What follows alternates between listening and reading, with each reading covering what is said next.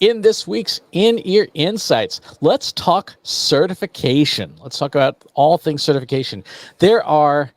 I've lost count of just how many different certificates there are. There's official ones from vendors like Google with the Google Analytics individual qualification.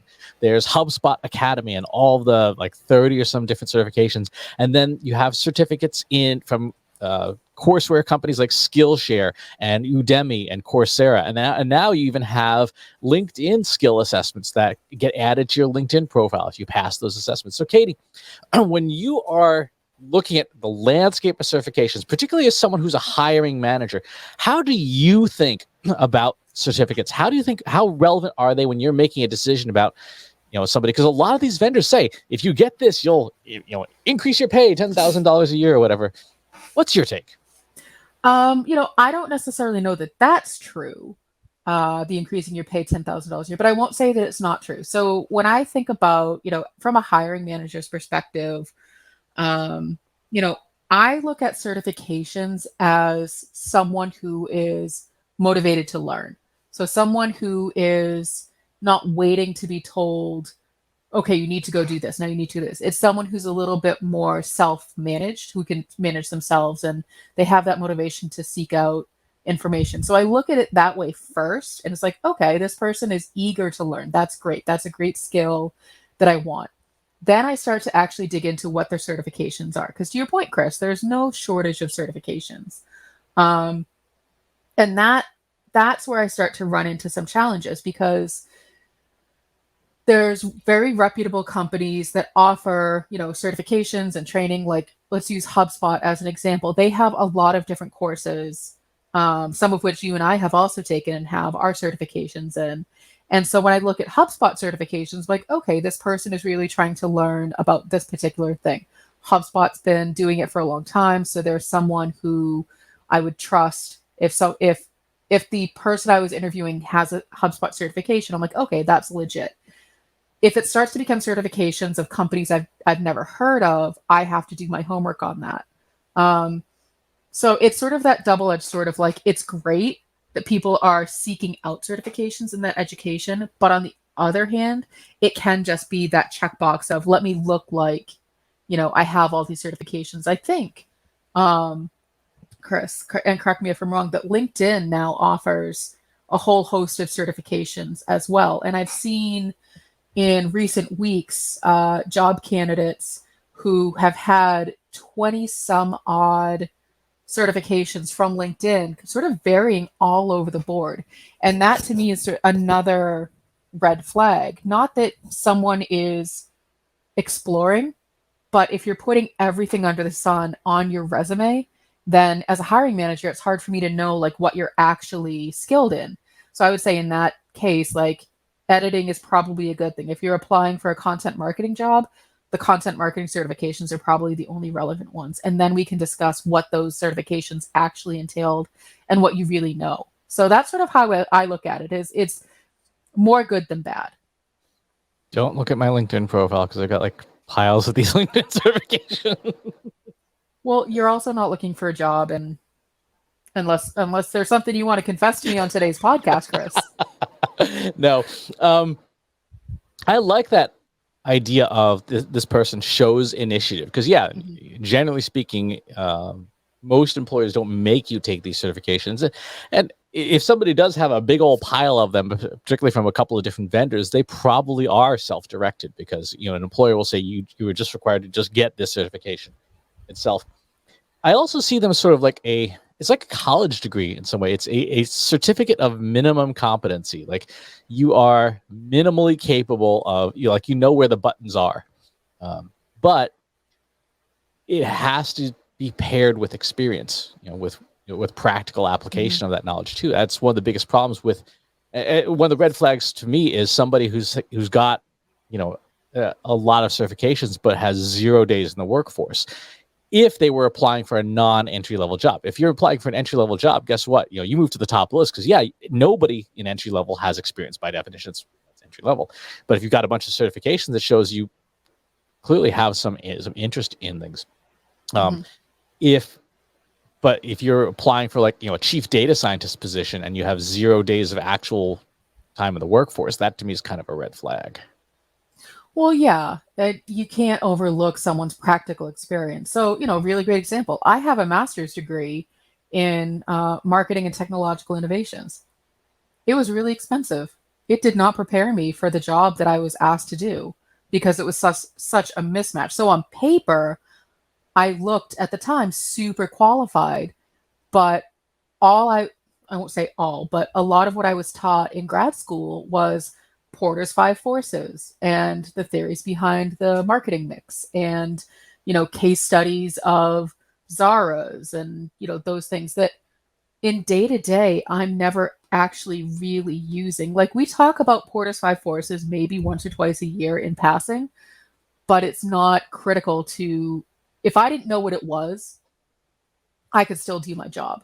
Mm-hmm. And so having that certificate that you've studied something, you're absolutely right, Chris, does not indicate that you actually know the job that you're doing. And so, back to the question about as a hiring manager, that's often where I start is, okay, it's great that you have this certificate of, competency in Google Analytics and Tag Manager.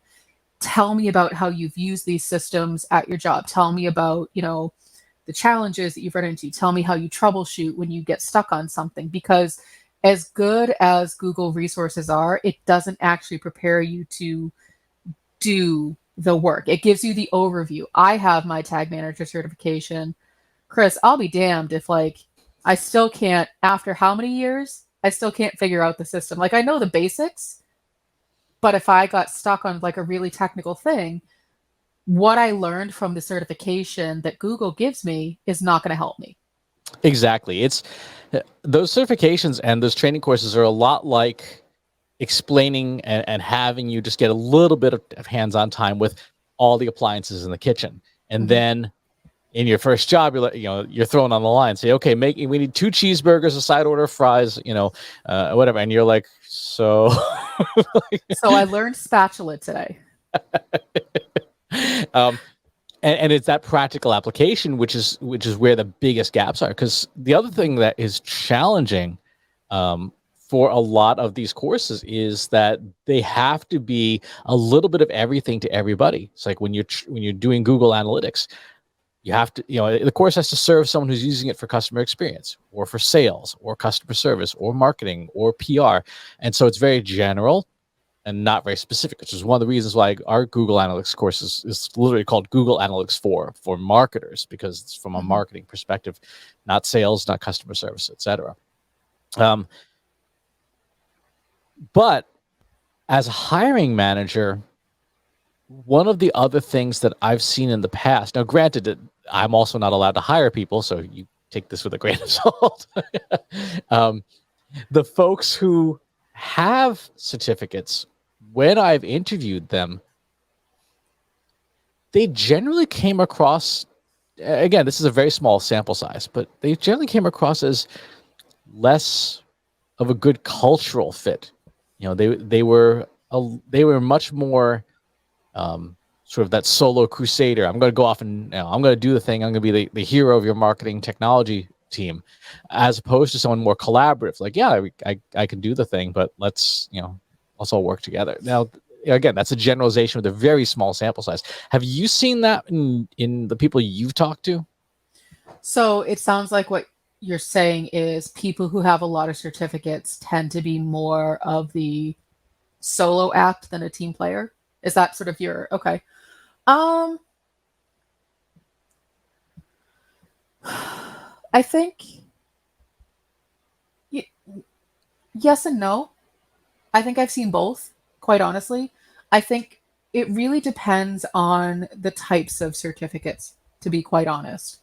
When I see someone who has, and this is a generalization, 20 some odd certificates in a variety of different things with no real focus, I think you're right. They tend to not as much be a team player, because what I've seen in that instance, and again, huge generalization, is that they're looking to find the thing that they can be the best in, that they can shine in, and or I know a little bit of everything, so I can be the best, I can be the lead.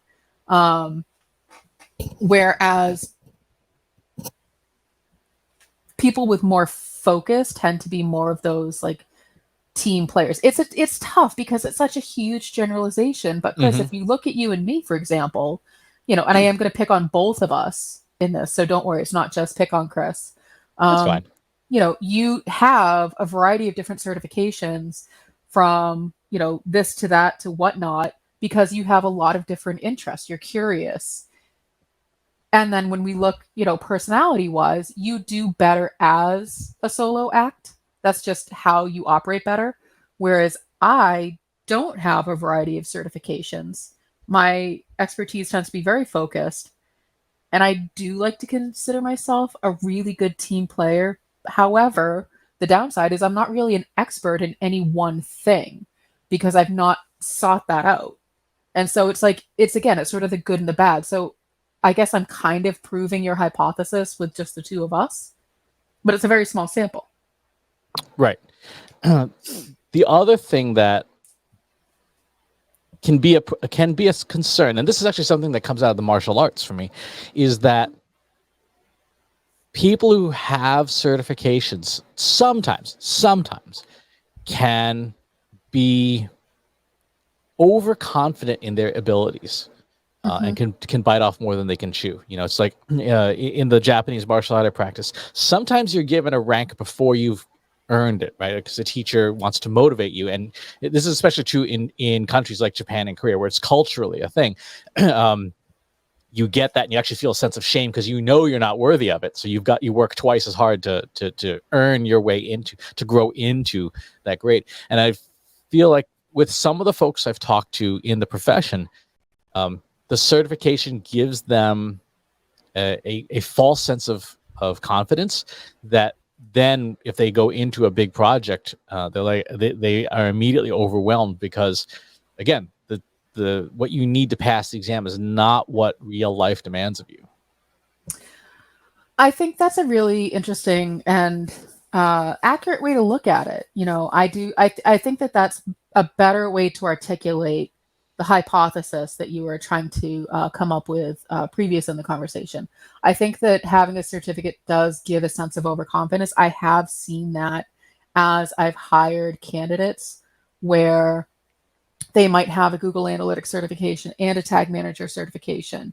And I remember one specific conversation I was having with a potential candidate where he was going on and on about his love for Tag Manager and his love for Google Analytics. And when I pressed him, I said, okay, tell me about how you've used it.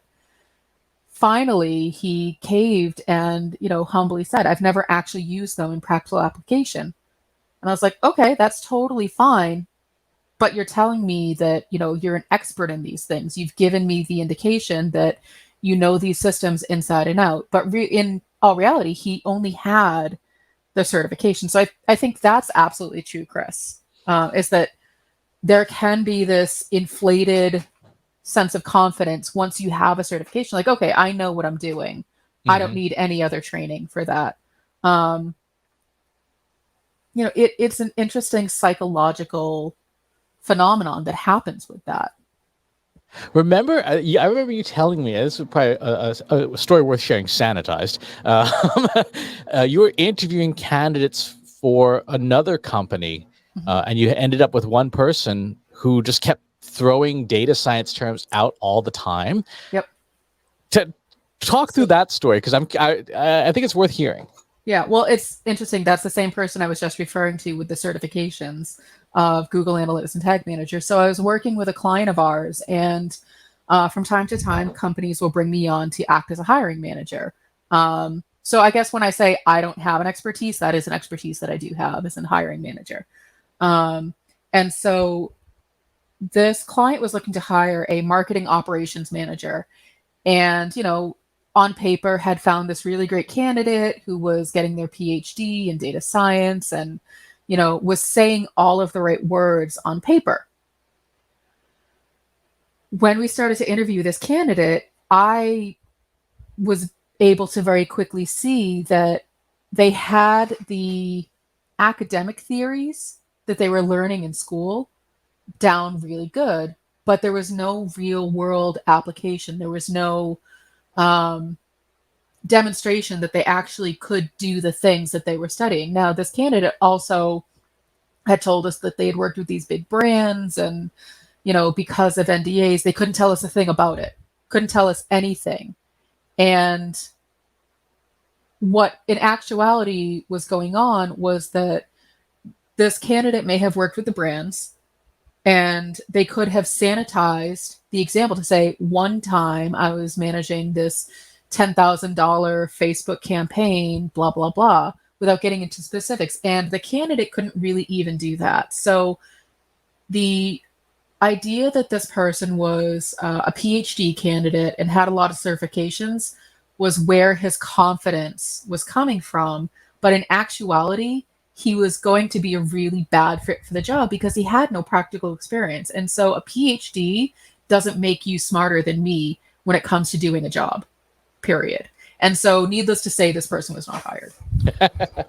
So if someone who's listening to this is a hiring manager, how should they think about weighting certifications in the overall mix of whether to hire somebody or not? Or if you're evaluating an agency and they trot out their team and they've got all these certifications, how would you advise them to think about these things? I'm someone who firmly believes that you do not need a formal education to be able to do a job. Like, it's great if you have the opportunity to go to college. It's great if you can afford to go to college. I don't think it's a necessary thing in order to be able to do your job. I feel the same way about certifications. Certifications are, to me, really a demonstration that you can take a test, that you can read the material, take a test, which, quite honestly, I'm a terrible test taker. And that's one of the reasons why I don't seek out more certifications, is because my brain starts doing jumping jacks and I can't focus and I get all of the questions wrong. For example, we just wrote all of these exam and quiz questions.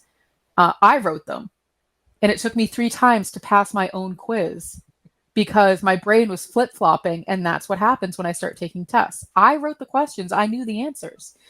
And so if you're a hiring manager, I would always put more weight against practical experience.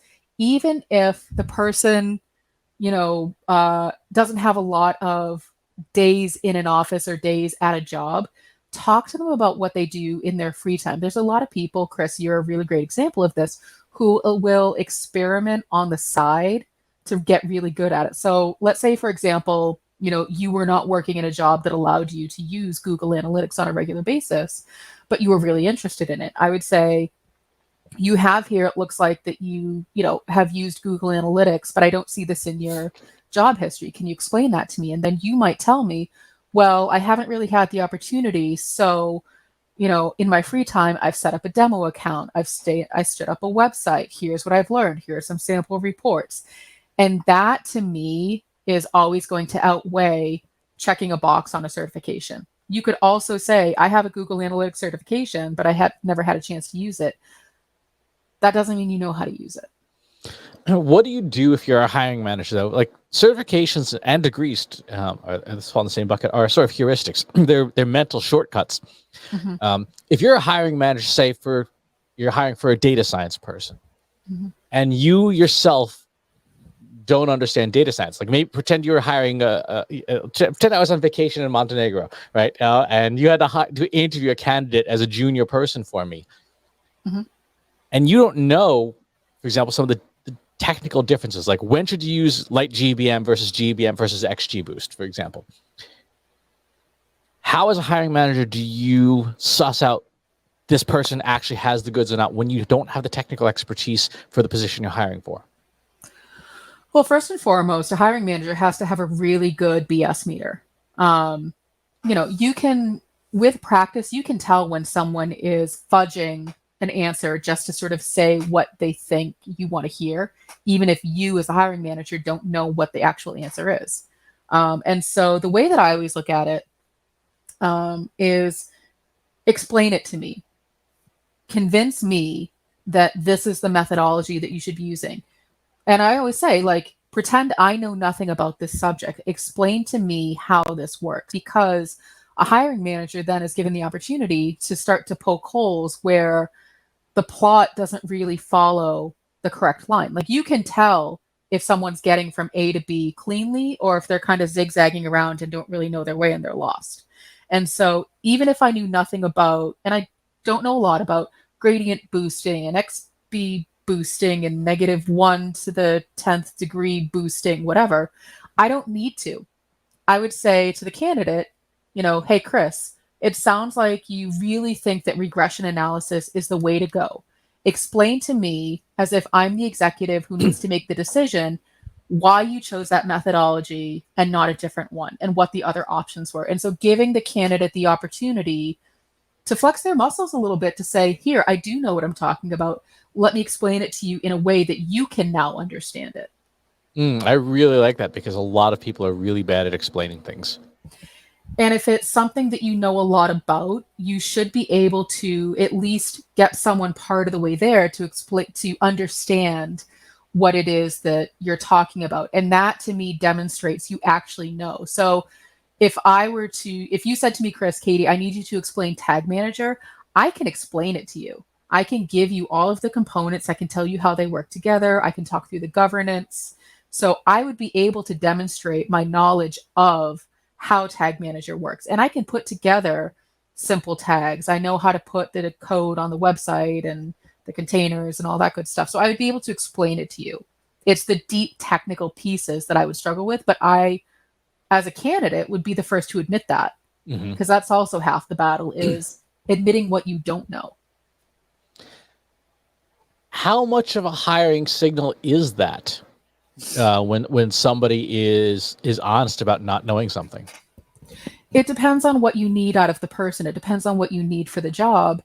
And it depends on how much time and resources you're able to give to this person to learn that. So if there's a more senior person on the team that they can learn from, that's great. If you have dedicated training time or training budget, that's also a good use of that. But if you don't, then that's when you can start to look at, well, how self-motivated is this person? And that's when certifications at least can signal someone who has the initiative to find the answers on their own. Interesting, because to me, someone admitting that they don't know something, point blank in an interview actually is pretty rare, because most people try to BS it because they are trying to, to tell you what you want to hear. So to me, from a cultural perspective, that would actually, I think, be a pretty strong indicator this person culturally might be a good fit. I'm going to say with confidence, I might have said, I don't know multiple times in my interview with you back in the day, which is why you hired me in the first place. Actually, that plus in the interview, you were just straight up honest. Like, you're like, here's what's in the box. Here's what you're getting. Which a lot of other people, because we had just come off of having an account manager who badly misrepresented himself, to the point where we had to fire him in the middle of a client engagement, which was Yikes. Yeah. If we ever have a Trust Insights After Dark show, we can tell the gory details of all those things. Find us on the dark web. Exactly. No, just at the bar. Okay. but in some ways, that was, the counterpoint. You were the counterpoint to that person. Like, here's what you're getting. Here's what a can can't do, kind of thing. And again, that's something that you can't see in a certification. Well, and that, it's an interesting, a certification can be a misrepresentation of the skill set that you actually have, which is why then it's on the hiring manager to start to suss that out of, are these certifications just, a bunch of check boxes, or is this person really deeply interested? So that's where other follow-up questions of, so it looks like you have, a certification in Google Analytics, what blogs do you read? What shows do you follow? So trying to see how well-rounded they are, or are they really just checking a box? Exactly. So if you are looking at candidates, or you're thinking about this as becoming a candidate yourself for a job, maybe you're part of the great reshuffling, certifications don't hurt. They don't hurt your chances for getting a job, but they are a proof of enthusiasm, They are a proof of a minimum level of competence, but they are not by any means a declaration of mastery. And they probably will not make you hundreds of thousands of dollars extra per year. So be cautious of any course that is declaring that. Although, if you do want to take a course, go take our Google Analytics 4 course. I promise you, it will make you 2% better looking. Wow. Only 2% though. If you have stories that you want to share about your certifications, please pop on over to our free Slack group. Go to trustinsights.ai/analytics for marketers, where you and over 2,400 other marketers are asking and answering each other's questions every single day. And wherever it is that you watch or listen to the show, if there's a channel you'd rather have it on, go to trustinsights.ai/TI podcast, and you can find the show on every other major podcasting platform. Thanks for tuning in, and we'll talk to you next time. If you like this video, go ahead and hit that subscribe button.